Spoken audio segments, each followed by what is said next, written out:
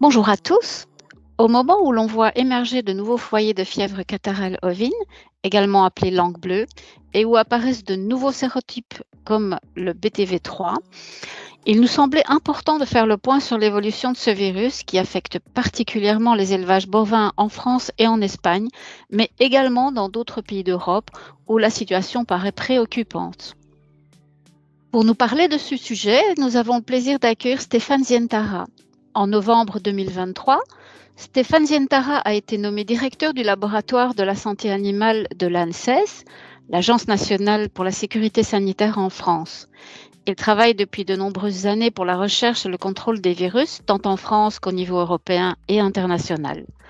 Auteur de nombreuses publications scientifiques, il est également, entre autres, responsable du laboratoire de référence de l'Union européenne pour les maladies équines et du laboratoire de référence de l'Organisation mondiale de la santé animale, l'OMSA, pour la maladie hémorragique épizootique.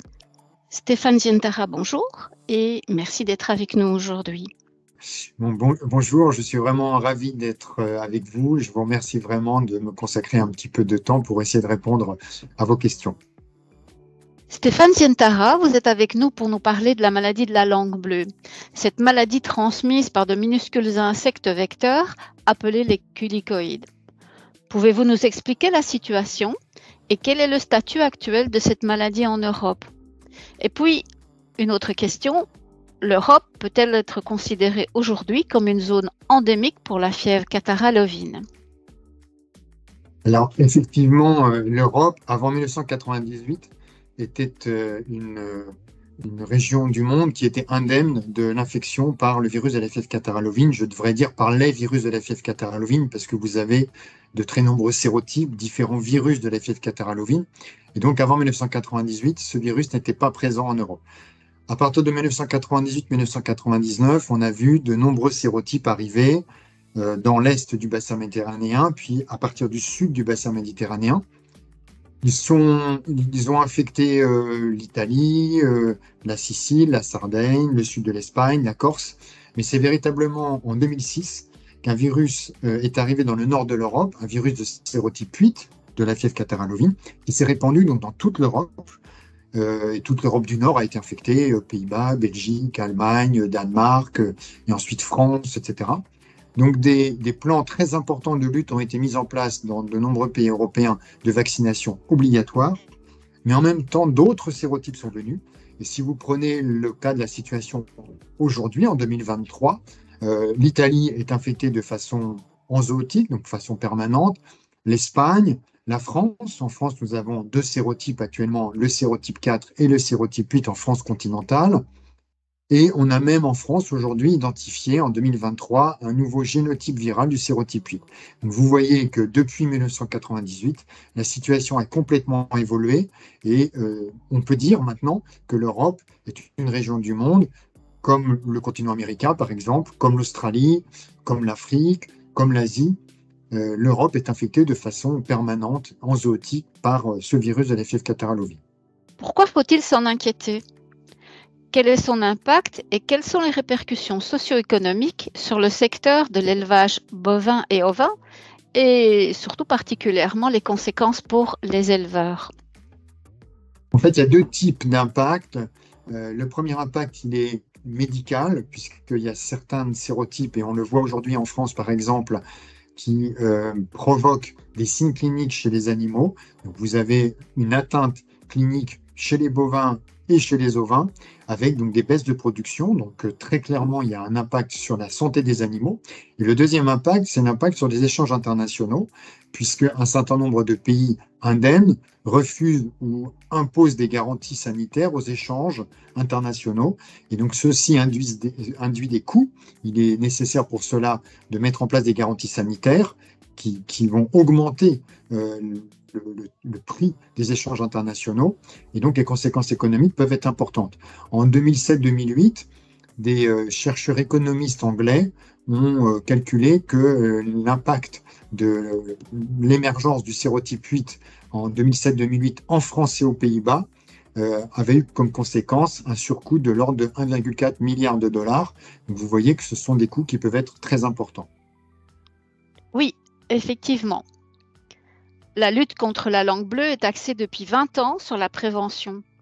Considérez-vous toujours la vaccination comme la meilleure stratégie de contrôle de la maladie? Pour ce qui me concerne, et je ne suis pas le seul à penser cela, le meilleur outil de prévention et de lutte contre la fièvre catarrhale ovine est la vaccination. Et pour les gens qui n'en seraient pas complètement convaincus, si vous regardez la situation qui a eu lieu dans le nord de l'Europe avec l'arrivée en 2006 de ce fameux sérotype 8, la vaccination obligatoire a été mise en place dans de très nombreux pays, Allemagne, Pays-Bas, Belgique, et a permis d'éradiquer ce virus. Aujourd'hui, ce virus n'est plus présent, en tout cas à partir de la souche qui a été importée en 2006. La France est un cas un peu particulier. La vaccination obligatoire a été mise en place et en 2010, il y a eu le dernier cas identifié en France et à partir de 2012, la France a recouvré un statut indemne de fièvre catarrhale ovine car selon les réglementations internationales, il faut rester 2 ans sans cas pour recouvrer un statut indemne. C'est ce qui a été le cas pour la France. 2012 à 2015, la France était indemne, comme l'Allemagne, comme les Pays-Bas, comme tous les pays du nord de l'Europe. En 2015, malheureusement, le virus est réapparu. Alors, on sait maintenant de quelle façon ce virus est réapparu. Il est probablement réapparu parce qu'il était congelé, notamment dans de la semence d'animaux qui étaient elles-mêmes congelées.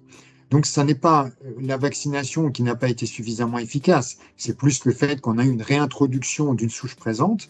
Donc, c'est en cela que je dis que le cas de la France est un peu particulier. Mais si vous prenez le cas de la Belgique, des Pays-Bas, de l'Allemagne, par exemple, il n'y a pas eu de réapparition du virus de sérotype 8 qui était présent dans ces pays. Et donc, c'est un élément très fort pour montrer que la vaccination, d'une part, permet de contrôler l'infection et même de l'éradiquer si elle est appliquée de façon importante avec une couverture vaccinale suffisante. Permettez-moi cette question complémentaire. En Espagne, actuellement, on retrouve également les sérotypes 4 et 8. Est-ce que dans ce cas-là, on a aussi une réintroduction de la même manière qu'en France par les cellules congelées? Non, alors la situation en Espagne est très différente parce que l'Espagne, comme vous le savez, est très proche de l'Afrique du Nord et donc les distances entre le Maghreb et le sud de l'Espagne sont relativement faibles. Donc vous avez parfois des transports passifs d'arthropodes, donc de moucherons qui transmettent l'infection par le vent. Donc lorsque vous avez des tempêtes, ces thulicoïdes peuvent traverser la mer Méditerranée, arriver en Espagne et vous avez des arrivées régulières en provenance de ces pays. Donc là, ce sont des réintroductions régulières à partir de régions infectées. Dans le cas de la France, c'était très différent parce que c'est cette souche-là qui est finalement restée congelée de façon un peu artificielle, si j'ose dire, et qui est réapparue après la vaccination. Donc on est dans une situation complètement différente. Bon, c'est vrai que le sud de l'Italie, l'Andalousie en Espagne, le Portugal sont des régions énormément à risque parce qu'elles sont très proches de régions infectées et elles sont en permanence soumises à des pressions d'infection. Mais c'est un mécanisme un peu différent. Merci de cette précision. Je crois que c'est important de savoir comment les pays sont infectés, surtout lorsqu'on voit que les sérotypes sont différents. Il me vient d'ailleurs également cette réflexion. Dans certains pays, plus au nord de la France et de l'Espagne, un sérotype différent, le sérotype 3, a fait son apparition, disons de façon plus virulente. Est-ce que c'est le même mode de transmission? Ou plutôt pourquoi un sérotype émerge tout à coup plutôt qu'un autre? C'est une très bonne question. L'arrivée du virus de sérotype 3 aux Pays-Bas a été un phénomène complètement inattendu, puisque je crois que la dernière description de la fièvre catarrhale ovine aux Pays-Bas, c'était en 2009, ce fameux sérotype 8 qui a été éradiqué après vaccination. Donc là, on a ce sérotype 3 qui est arrivé cette année et qui d'ailleurs induit des signes cliniques importants. On a plusieurs centaines de moutons qui sont morts suite à cette infection, ce qui montre bien les conséquences médicales de ce virus. Alors, comment ce virus de sérotype 3 est arrivé aux Pays-Bas? À ma connaissance, aujourd'hui, personne ne le sait. Il est transmis de la même manière par des moucherons, mais comment a-t-il pu atteindre cette région du nord de l'Europe? Très probablement, en tout cas de la même façon que le virus sérotype 8 en 2006, mais on ne sait pas non plus comment ce virus est arrivé à l'époque en 2006. Alors, s'agit-il de l'importation d'animaux en incubation qui étaient donc virémiques, peut-être asymptomatiques, mais qui finalement ont été piqués par des moucherons et les conditions climatiques étant celles que l'on connaît maintenant avec des températures plus élevées l'été, ont créé des conditions favorables pour que l'infection se mette en place. C'est une hypothèse hautement probable, mais aujourd'hui, personne n'a de réponse définitive sur les conditions d'émergence de ce virus aux Pays-Bas. Et ça fait partie donc des interrogations. Il y a un certain nombre de virus, comme le virus sérotype 8 en 2006, le virus Schmallenberg qui est arrivé en Allemagne en 2011. On ne sait pas comment il est arrivé là, dans le nord de l'Europe, transmis lui aussi par les mêmes moucherons. Le virus de sérotype 3 maintenant. Donc ça, ce sont vraiment des questions que l'on se pose et pour lesquelles on aimerait bien trouver donc, des réponses pour éviter justement et limiter ces émergences. Oui, mais est-ce qu'il y a des pistes de recherche en ce sens? Alors, à la fois oui et non. Alors oui, on a des pistes de recherche, on essaie de mieux comprendre les cycles viraux, mais en même temps, il est très très difficile de maîtriser les différents paramètres d'introduction parce qu'ils sont très nombreux. Et par ailleurs, si on considère qu'on a des mouvements, par exemple, illégaux, par définition, comme ils sont illégaux, on ne les connaît pas bien. Et donc, ce sont des voies d'exploration qui sont vraiment très, très complexes avec de nombreux paramètres. Vous avez le paramètre de l'hôte qui peut être infecté, vous avez le paramètre du vecteur. Ce même vecteur est soumis à un certain nombre d'éléments tels que la température, l'hygrométrie, les flux de marchandises. Donc, il y a des études qui sont faites pour essayer de mieux comprendre ces émergences, mais c'est quand même très complexe d'arriver à y avoir une vision globale des mécanismes qui favorisent ces émergences. Cela m'amène à la question suivante. Sachant que selon la littérature scientifique, il y a quasi une trentaine de sérotypes qui ont été identifiés jusqu'à présent, comment voyez-vous l'évolution future des sérotypes à un niveau plus global?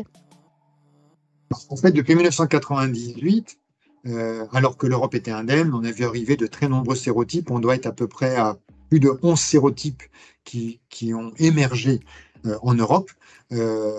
Encore une fois, cette infection était absente millénaire dernier.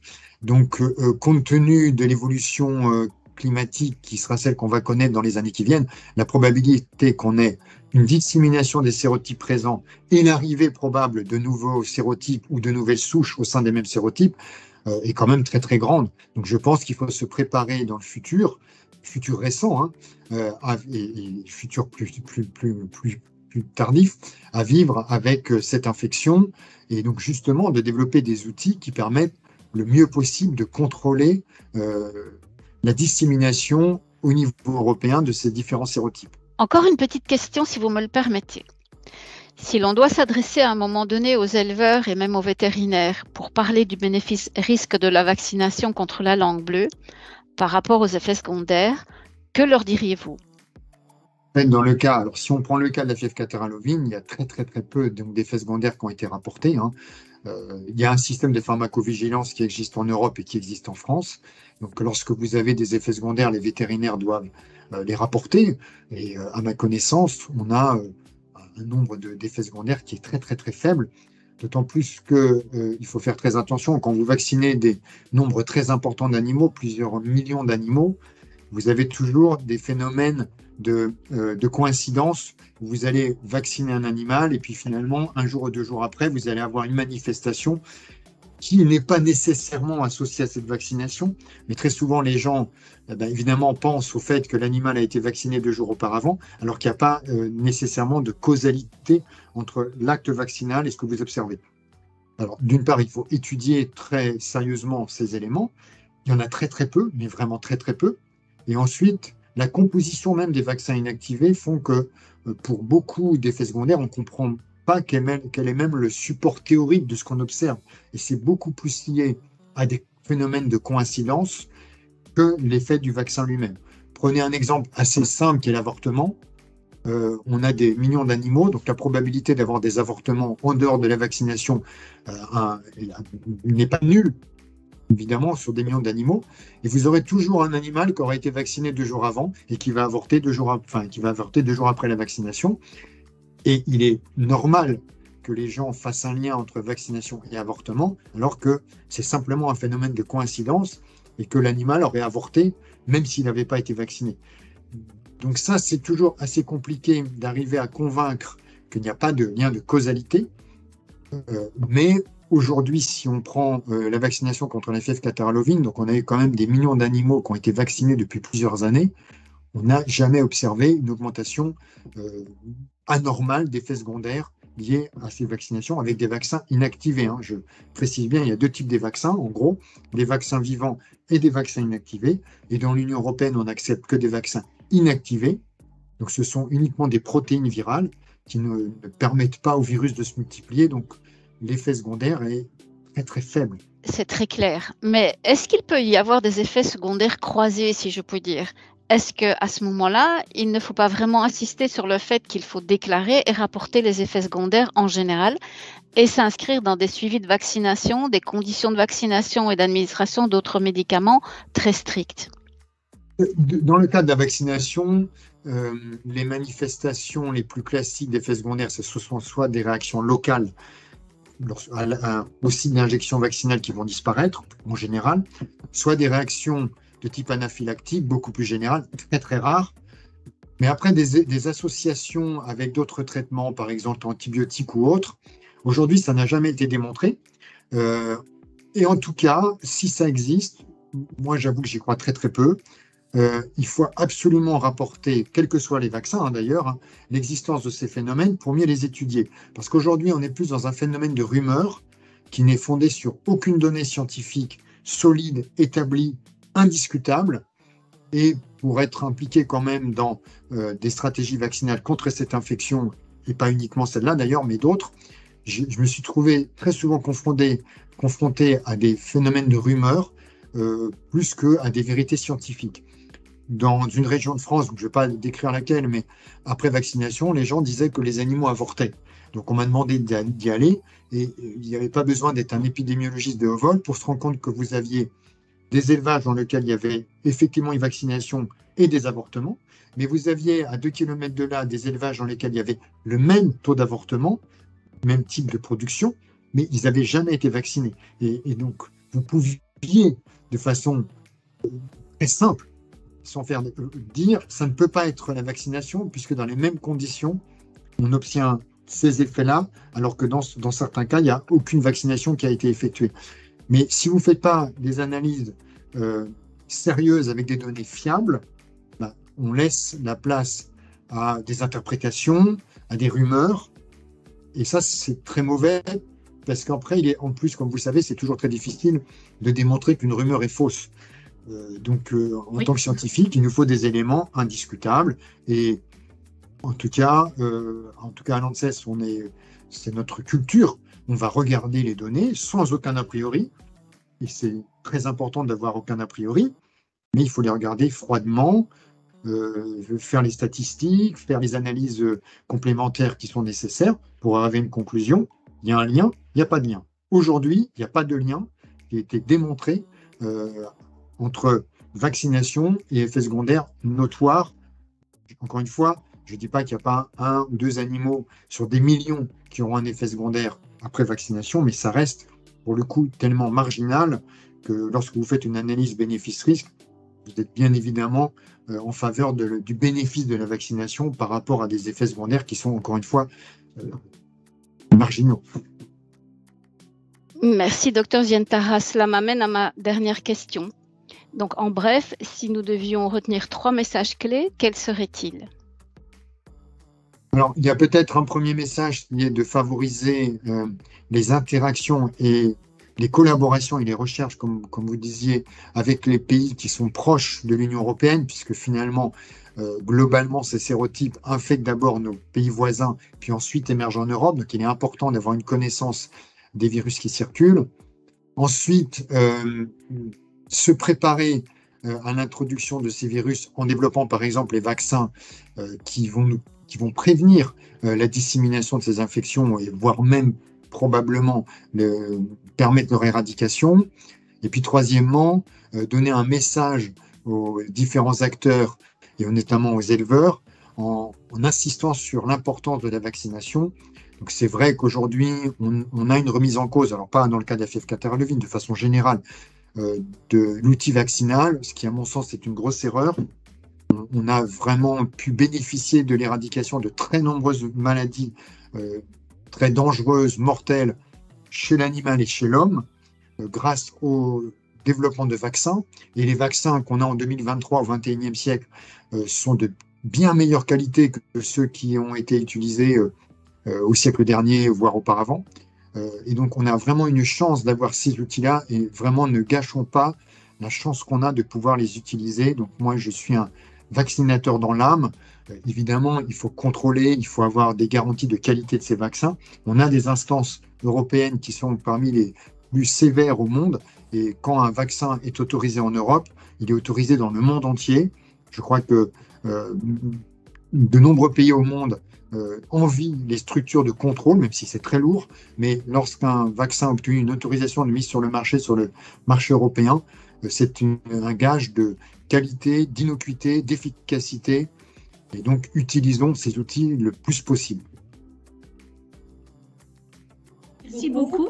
C'était vraiment très intéressant et très instructif. Au revoir. Merci. Au revoir. Au revoir.